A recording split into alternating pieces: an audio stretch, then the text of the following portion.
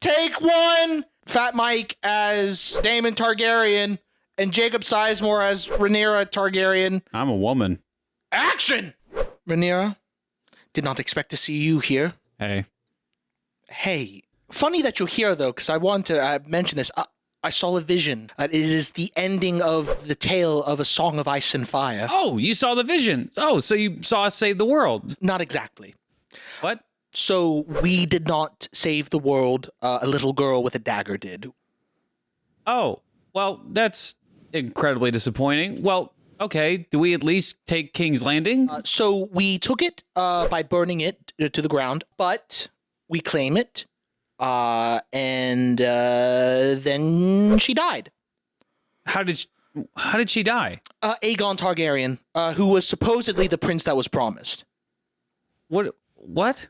Yeah, he killed our descendant, the female one, because she went mad. Right, you mentioned Aegon Targaryen, so we still got one Targaryen left, right? So we still take the city. No, not at all. He gets imprisoned by men. What? He is then, sent beyond the wall. So, recap. We don't save the world. No, not at all. We don't take the throne. We did for a second. We touched the throne, actually. So, what are we doing this for? Oh, well, HBO needs to make money. Oh. Hey, welcome to another episode of Hey, guys. Couch Game Podcast. So, it's a little late, but we were able to see the season finale of House of the Dragon Season 2. Yay. Guess what? It was dreadful. It was an unbelievable amount of nothing. I was frustrated for the last couple weeks because as the show started getting worse, there were not a lot of people that were proclaiming that the show is getting bad up until the last episode, which I Googled after I saw it for the first time. And finally, people were saying like, wow, that was really disappointing.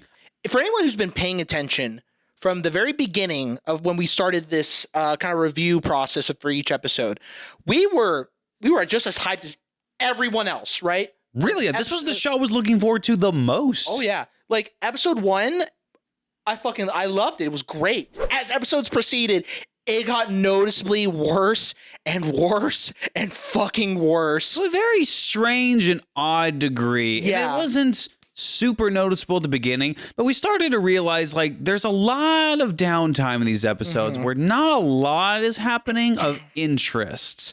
Honestly, if you just want like our overall thoughts on the episode itself, on this episode and the shows as a whole, I'll just make it real clear for you guys, right? I myself think the episode itself, dog shit season finale.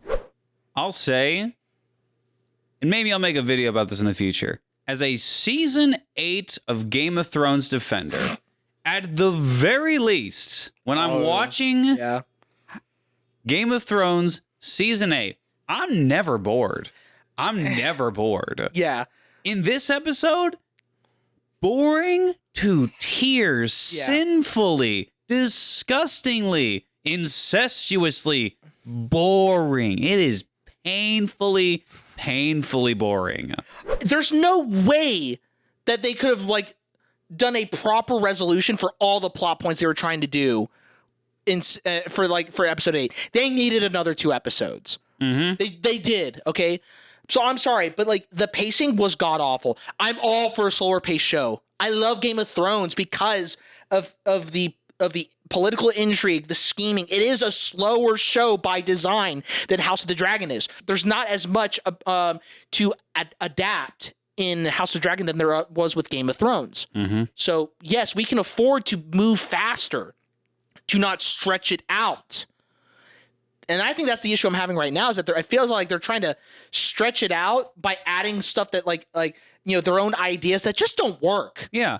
And the problem is for a lot of people who are going to rag on House of Dragon Season 2 haters and saying that the people who hate House of Dragon Season 2 just want to see action, just want to see war. Bullshit. Okay. Well, here's the problem with that. I saw House of Dragon Season 1. Yeah. That didn't have a war. That didn't have crazy amazing. It had some action. It had some action scenes. Sure. But nowhere near the scale of a war that should happen in No. the Dance of the Dragons. Listen, I love season 1 of House of the Dragons. It is an amazing, amazing first season. It's amazing television. But what season 1 promised at the very end was the Dance of the Dragons. We're in war territory. Yes. Don't make a show that is specifically catered to a war that happens. Yeah. The Dance of the Dragons is a long, hard-fought, brutal, bloody war that happens. And if you're going to promise that kind of war, you better be able to deliver that war. I'm not expecting a bloody battle every single episode, but I am expecting a war. We're going to obviously go over a scene that we think is not very good. We'll kind of explain why it's bad, what doesn't work about it, but then we're going to give you a revision of the scene. Based on what we think is good writing. Exactly. We're not going to do this for literally every scene of this episode, just because that would take up way too much time. And there are things in the actual season finale itself that are fine, right? So this is actually the first instance where we're really going to kind of deep dive into how we would change something. Yes. So the scene, not really even a scene, the 4 shots of Aemond and Vhagar burning down a village. Yeah, okay, so the problem here is that this is supposed to be this horrid event, right? I'm guessing it's in the books too, right? Or no? Yeah, it's in the books. So this is supposed to be this horrid event, right? Like where this is supposed to show his depravity, right? I get it. We saw that he was willing to hurt his brother, right? So we got a bit of like, that he's a vile piece of shit, right? But that was like, he saw his shot to become Prince Regent or king, basically. Yeah.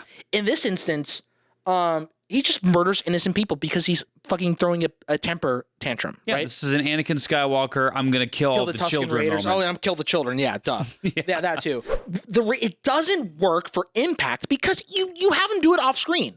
And when people are like, well, no, you hear people screaming. Oh, whoop-de-fucking do. I hear people screaming. I don't really see a lot of victims though. Yeah. I think we see like one burnt corpse. Here's what I would have done. Here's what Jacob and I would have done. Introduce Aemond wanting to burn down that town in episode 7 at the end, right?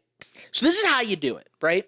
And it actually would really work because it would parallel with a scene that Alicent had, right? When she's off on her own, she's away from the capital, she's musing to herself, right? While she has this sense of freedom, Aemond, while he is away from the capital, because again, he fled because Rhaenyra now has, like 3 other dragon riders on her side. Yeah, just sitting there. Yeah. Okay. So for Aemond, for him, his counsel are all unreliable. They're all that he needs to think of a plan on his own. So when he retreats, right? Have him set up camp or something, right? As he sets up a fire, right? And he's near that town and he's debating on what to do, right? He's like fuming, right? And as he's trying to come up with a plan, you see he's just getting more and more frustrated, okay? And as he's looking at the fire, you see the next shot would be, you see like the campfire, but it kind of maybe pans out a little bit or up to where you then see that town in the distance behind the flame, as if the flame is consuming that town. It's a visual representation of Aemon, so frustrated, it's just all this hatred burning inside him that he needs to burn something, right? He needs to destroy something. He needs to feel validated that he is the strongest, right? Then have a shot of Aemon with the fire reflecting off his eye, right? And you see his frustration morph more and more into anger. And you can even kind of do you hear his audible heavy breathing. I'm not going to do that because that would be rude to all of you listening. I'm not going to subject you to that. But, fuck you, Jacob. But basically, the heavy breathing thing, and he suddenly just bolts up. And the next scene, he's climbing Vhagar, or while on Vhagar's back, just fly over. They fly to that town and they just start burning everything to the ground. The final shot can be as he's burning everything, or as he has Vhagar burning everything. Then you hear the screams, right? You hear all the screams, and you see again that the fire from Vhagar reflecting off his only eye. The rewrite works for 2 reasons. One, you get a build up for Aemon's rage. Yes, because I guess you can understand in these 4 shots that he was pissed that Rhaenyra has dragons. Yeah. Sure. There's no proper buildup, though. You see a town. If anything, I was a little confused the first time I saw this because I saw a town burning and it didn't click with me immediately. Like, wait, why? I was like, oh, okay, I guess. And I just kind of like shrugged and like, okay, whatever. But if you get that proper build up to Aemon's rage, then you understand why he did it more.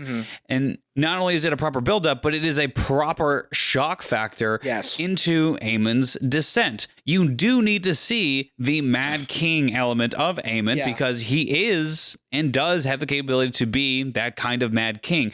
You could even have a moment where there's a little kid pointing up at Vhagar and he recognizes Vhagar like, that's our king Regent's dragon, or that's our king's dragon. Yes. Like, that's a famous dragon. That's a cool dragon. And then Vhagar just comes and burns the town. Yeah. Okay, so moving on. I don't remember her name. Tiny Twat. Oh, yes, Tiny Twat. We're talking about the girl who's replacing Nettles. Nettles, yes. For those who don't know, Nettles is a character in the books that does play a very pivotal role later on. And what I believe is happening is they're replacing Nettles with one of Daemon's daughters. Yes. Tiny Twat. We see like a couple shots of her spread out through this entire episode. Yeah. Trying to find a dragon, and then she finds a dragon for 2 shots, and then that's it.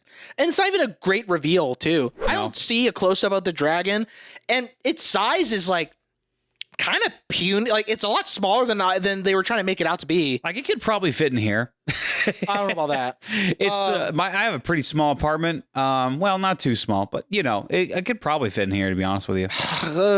But like the thing is like I think they were trying to make it out to be like a huge dragon when in reality it's like, what is it? Was it smaller than Caraxes? It's way smaller than Caraxes. I don't remember now. The dragon's head is probably smaller than me.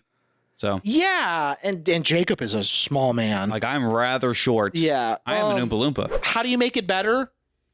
It's gonna sound really lazy, but honestly, you could have cut like I think there were 4 scenes or whatever. You could have cut 2 of them. Just have the scene where, in my opinion, where she's sleeping out in darkness, you know, with her ruined shoes, and the next one is when she finds a dragon. Just combine the scene where she sees a dragon flying and then, and just have it to where it goes to land. She runs to it. Big reveal. Dragon's fucking cool because dragons are awesome. Or if anything, just completely get rid of like her importance and just have Nettles or whatever. Yeah, just get Nettles. Nettles is a cool character. Again, I didn't read the book, right? So like I don't really, I'm not familiar with everything that's been dropped from the show. Yep, some would say Nettles is pretty freaking important for some things, I mean, look, it's since like Nettles is apparently being replaced by, little twat or tiny twat. Tiny twat. I'm sorry, tiny twat is just so uninteresting. And no, before someone fucking comments, it's not because she's a fucking girl, you fucking Oompa Loompa. All right, look. I really liked early Arya before Arya just became kind of shite later in the show, right? I kind of like what they were trying to do with Sansa before they ruined her. Cersei, very compelling. Catelyn Stark, she's awesome. Brienne. God bless Brienne. Brienne is so fucking, I love Brienne. She is so fucking cool. She is awesome. Ygritte, also a fine enough female character. She's good. Daenerys, I've always found her story to be among the weakest of our main cast, to be honest. Yeah, but she at least, unlike Rhaenyra, she at least progresses the plot. I kind of liked. And the Tyrells. Oh, yeah. Lena Tyrell. Lena Tyrell. I love her so much. She is the female goat, okay? She is the female Tywin Lannister. Yes, absolutely. So for you idiots who are like, you just don't like that a female character has power. What the fuck are you talking about? Kristen Cole and Gwaine. Ah, yes. Okay, so funnily enough, this is actually the scene where I at least brought up to Jacob, like, we should do something like this. We're like, trash to treasure. Because the scene on its own, it's not terrible, right? There's some missteps. Yeah. But I couldn't help but think of a way to make it so much more interesting from a visual storytelling aspect, right? So, context. Scene itself, Kristen Cole, he's sniffing Alicent's fucking handkerchief, whatever, that she gave him. Yeah, you know, as we all do. Yes. Gawain, just like, yes, haha, you've been fucking the queen, my sister. And Cole, I'm surprised to be like, what? He doesn't do that. He's just, I would have thought he'd be like, the fuck did you just say? How did you get to that? Yeah. I mean, to be fair, really fucking sniffing on that handkerchief, right? Yeah. But I like the interaction itself, right? The changes that I would make. In the scene where Gawain has the sword at Cole, like kind of pointing at him, change it up a bit to where instead of like aggressively like getting up to like, forcing Cole to like actually lean back, have to where it's more like he's threatening it, where he actually has the sword tip closer to Cole's neck, but Cole doesn't flinch at all, right? Because in the actual scene, Cole is forced back, right? Which I get it. It makes sense because Cole is forced to do that. Because if he doesn't, he'll literally have a sword go through his fucking throat. Yeah. What I'm saying though is change how aggressive Gawain is. Gawain like kind of presses in a bit more to like intimidate Cole, but Cole does nothing. In fact, it breaks the skin. Cole is actually, in fact, he's bleeding because Gawain goes to cut, presses too hard, right? It just gives visual context to what you're saying. Like you can say, like, I don't fear death anymore, or that doesn't mean anything to me. Like you can say that stuff all you want, but like giving it visual like confirmation of this guy almost like gutting him. Yeah. Like, yeah, you get a visual confirmation this guy's not reacting to a potential death threat. Like, oh, he really doesn't care. No, because and as you're like, you have the same shot where Kristen Cole, he's looking down, right? You see that blood is staining his collar, right? And you see blood kind of dripping down, but he just doesn't care. And that's when he kind of talks about how we are marching to our doom. Yeah. Right? I think we both agreed on this. The vision that Daemon has of, the events of Game of Thrones. We have a brilliant, I think, amazing idea of how to rewrite this entire scene. That's to cut it out. Entirely. Fucking get rid of it. Destroy it. Because if anything, it actually, what it does, it undermines the lesson he was supposed to learn from the good visions. Yes. Right? Like everything with Viserys, I feel like is kind of undermined. Well, you don't even need the visions anymore because Daemon seeing Aegon's dream essentially negates everything that happened, because now that he sees that, that's the thing that makes him change his mind. He sees everything. He sees all the future events. He sees what needs to happen. So now that he sees that, what was the point for the rest of the visions? Because this one thing made him change his mind. The visions were kind of working on a little bit. We didn't see it fully, but a little bit. Yes. But this is the turning point that changes his mind. Not the visions, not him realizing that he's not the best ruler for the situation. No, this. Yes. Aegon's vision. And it's so stupid because it takes any agency away from Daemon. He didn't make that decision for himself. No, he had to touch a bloody tree that's on its period and had a freaking witch tell him to make the decision. Also, from a pure fan service point of view, why the fuck do you think I would want to see visions of the events of the future events of something I've already seen that I hate? Yep. I'm sorry, Game of Thrones did not end well. What makes you think we would care at all about the prophecy, right? Daemon and Helena. Aemon and Helena. Aemon and Helena. Yeah. My bad. Fucking dyslexic. They're very close. They're very close. Sure. I mean, they are. They are. Give me at least a B plus. B minus. Anyways. So Aemon goes up to Helena to essentially just recruit her to go murder people. Yes. She does have a dragon. She hasn't ridden the dragon to go murder people before, and she's obviously not going to do it because she's Helena. She's peaceful. She's kind. She's a bit autistic. She's the nice one. But the problem is we're coming across, like, one of the issues I have with Helena right now is she's always been proven to be a person who has visions, right? Yeah. But she doesn't even know what those visions are, which is why she always says a bunch of cryptic stuff that she can't really proclaim to know. Like in the first season, like there's a monster under the floorboards, or like something like that. Like there's a beast under the boards, is what she said, and that obviously alluded to Rhaenys's dragon popping up and murdering a bunch of civilians and not ending the war when she could have easily ended the war. Anyway, that's besides the point. She obviously says things and sees things that she can't 100% explain very well, which is why she's in this weird state. It's like, okay, so we know that. We got it. Cool. But now, because of the previous scene, Daemon's scene, now she's just omnipresent somehow. Yeah, bizarre. She's in the dream with Daemon, and from what I can tell, what happens in the cut is that Helena somehow meets up with Daemon, tells him that he is part of a story and that he has a part to play, and then it cuts to her in King's Landing, obviously in communication with him, and she is very aware of everything that's happening. So not only is all of a sudden now she is in complete control of her visions and can see this stuff, is also omnipresent. Okay, so great. Well, now you're just creating a different character. The way that me and Michael were saying that we would like to rewrite this scene is there's a very popular fan theory that was prevalent for a while and I thought would be perfect for this little scene. Oh, yes. The fan theory is that Aemond actually loved Helena when they were growing up, and when Aegon and Helena were going to get married, instead of, betting her brother, she bet her other brother. Right. Yeah, just bear with me on this one. So the theory is Aemond actually slept with Helena, and they've had relations, and the children that everyone thinks are Aegon's children are actually Aemond and Helena's children.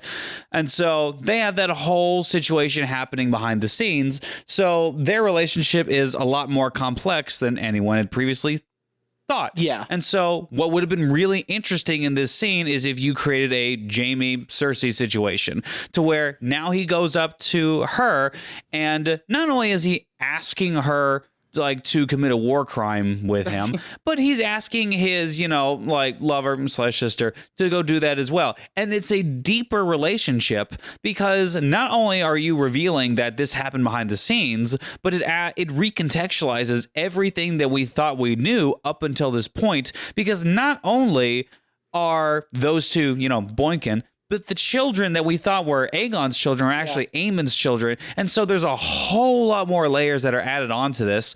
And the thing that I really like that you added with this is the line that Helena would start. Why don't you go ahead and say this line? So the line that Aemond actually said to spark this response from her. But yes, we must answer this with outrage, right?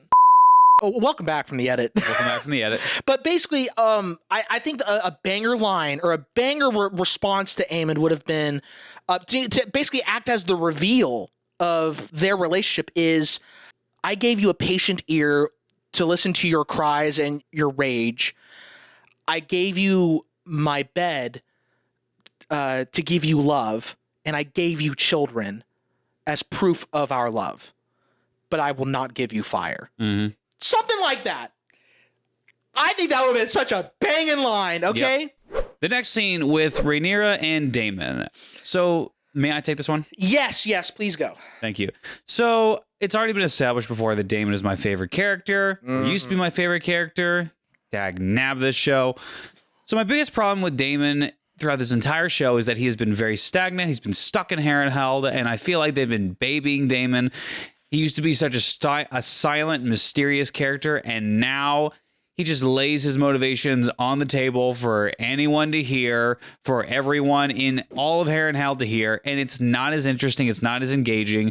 But the way they could have not redeemed it 100%, but at least made it better, is in this freaking episode, where they finally give him some initiative, some motivation. So what happens at the very beginning is Daemon finally meets the guy that Rhaenyra sent to him to Sir inform Alfred. him. Sir Alfred. And so Sir Alfred meets with Daemon, and he essentially makes it clear that he thinks that Rhaenyra is not fit, and that if Daemon declared himself, that Sir Alfred would side with Daemon, and then he would make him king instead. And what Daemon does is he says, with the next scene that comes up, and what's really could have turned everything around for Daemon. And again, this is adding on to the point of we cut the vision. Cut the vision entirely. Cut the vision entirely. So now when we know this, we cut the vision entirely. That's not there anymore. Now we have the scene where Rhaenyra shows up to see Daemon's army. Okay, she walks in the room. Daemon is there. And instead of him having the vision, seeing the vision, having the decision be based on the vision, Daemon reaches the decision that he is going to support Rhaenyra himself. Yes. He comes to that decision. He makes that decision for himself in that scene. The scene plays out pretty much the way that it does in the show.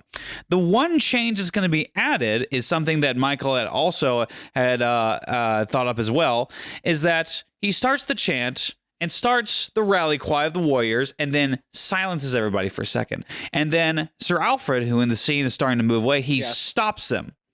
He stops Sir Alfred, summons him forward, and has him kneel before him. And similar to how Daemon was treating his Kingsguard in season 1, where if the Kingsguard agree to support Rhaenyra, but then betray her later on, then I promise you, you will die screaming as he threatens them with Caraxes. Yeah. What Daemon does as Sir Alfred is kneeling before him, he says that exact same line.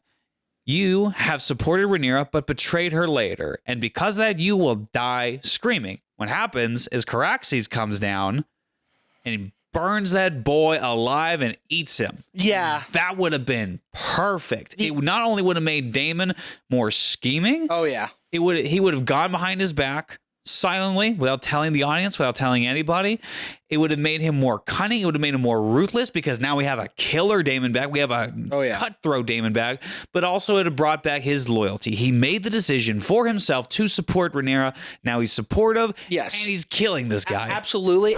So the final rewrite we have is not really a rewrite, but a deletion. The final scene between Rhaenyra and Alicent is, in my opinion, one of the worst freaking scenes in this entire season. Yeah. Not just because of the writing, not just because of the very boring cinematography and blocking. The acting's fine. The actresses are trying their best. But goodness gracious, again? How did this even logistically happen a second time? I could have almost taken the first one. But oh my gosh. How does this happen? Is there any security at all anymore? How do these people somehow get into King's Landing and Dragonstone? Supposedly two of the most high security places of all time. And by the way, aren't there guards in King's Landing trying to keep people in? How did Alicent get out? And how did Alicent get in? And how did the soldiers who see Alicent not say, well, we should murder this woman because, you know, we're at war. And why did she go again when they've already had the conversation before? It's not well thought out at all. Yeah, and, you know, Alicent just proven track record of being, you know, kind of just a shit mom. Yeah, because in this scene, no, she is coming to Rhaenyra with a plea of like, hey, let's get out of here together, which doesn't make any sense because where would they go? But she's asking to go with Helena. And only Helena. She doesn't mention her two other kids, and so she's essentially saying, screw my other two kids, which you would say, hey, her other two kids are monsters. Well, okay. Well, what did they set up in the first season? What did Alicent get in front of when Rhaenys's dragon was bursting through the wall? She got in front of her son because she was trying to protect her son. Who did she defend in the first season when his eye got poked out by one of the other sons? She wanted to defend her son. So you're going to say that this woman who, despite not being the best mom, but at least has a proven track record of loving all of her kids, you're going to say this woman would just abandon those two kids and take Helena? She tries to convince Rhaenyra to allow Aegon to live, right? Yeah. But she basically gets convinced otherwise by Rhaenyra because Rhaenyra basically says, a son for a son. Alicent has the easiest fucking comeback. I already traded a son for a son. Yeah. Right? We traded... it was a Helena's son. Exactly. And that's what makes the writing in this scene so stupid. Yeah. Because all you need to do in this scene, not even in this scene, in general with Allison and Rhaenyra, is take two characters and put them in a god-awful situation that you did in episode 1, where you had Daemon sent an assassin and killed an innocent baby. Mm-hmm. What do you do with that? What do two characters do when that tragic, terrible thing happens? What every freaking mom would do. They would get pissed at each other. Follow the inherent characteristics of humanity that you see in people. What would you do in this scenario? I would do this. What would this character that we've established from the beginning, what would she do in this scenario? She would do this. No. What the series is trying to do with Rhaenyra and Allison both is just make them always have the moral high ground and always pursue peace and always try and save as many lives possible. The problem is twofold. It's so different from what they are in the books. In the books, they hate each other. In the books, Rhaenyra is cutthroat. In the books, Rhaenyra is cruel. In the books, Allison is vengeful. In the books, they hate each other. They're going after each other. So it's not only different from the books, it's not only completely contradictory from what needs to happen later on in the story for anything to make sense, but it's just so illogical at this point. You're at war. Yeah. You are. It is so far gone. It is too late. What are you doing? Howdy. Those were our thoughts. Hope you liked them. Hope you liked the episode, all that jazz. Just know that we need you to subscribe. We need you to comment. Whether it's, hating it or not. That's basically it, man. You do you. Go fuck yourself. Was that mean? Was that too rude?